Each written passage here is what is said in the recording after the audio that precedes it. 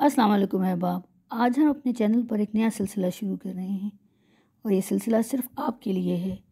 مجھے امید ہے اس سلسلے کے ذریعے آپ اپنی خوبیوں کو کھوج سکیں گے اور اپنی صلاحیتوں کا بہتر استعمال کر سکیں گے۔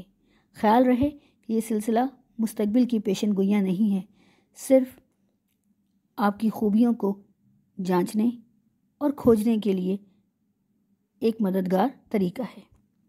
ہر انسان اپنی ذات میں یکتا ہے اور انفرادی خوبیوں خامیوں کا مجموعہ ہے۔ بقول علامہ اقبال، ہر فرد ہے ملت کے مقدر کا ستارہ۔ ہر فرد خاص عادات و خصائل، خصوصیات اور پسند ناپسند کا حامل ہوتا ہے۔ خالص انسانی فطرت کے ساتھ ساتھ انسان کی شکل و صورت، قد بد، عادات و خصوصیات وراثتی، جینیاتی اور ماحول کے مطابق ہوتی ہیں، لیکن ماہرین علم نجوم یعنی ستارہ شناسی کے علوم کے مطابق بروج کا اثر بھی انسانی مزاج پر اثر انداز ہوتا ہے۔ کچھ بروج اتنے طاقتور ہیں کہ ان بروج کے حامل افراد دنیا بھر کے حالات پر اثر انداز ہو سکتے ہیں۔ ماضی میں ایسا ہوتا رہا ہے، حال میں بھی ایسے افراد موجود ہیں اور مستقبل میں بھی یقیناً موجود ہوں گے۔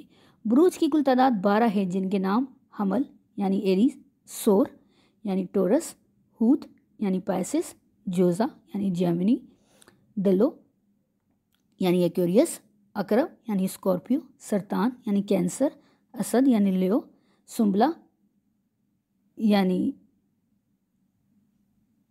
ورگو، میزان یعنی لبرا، جدی کیپریکارن، کوس یعنی سیگیٹیریس ہیں۔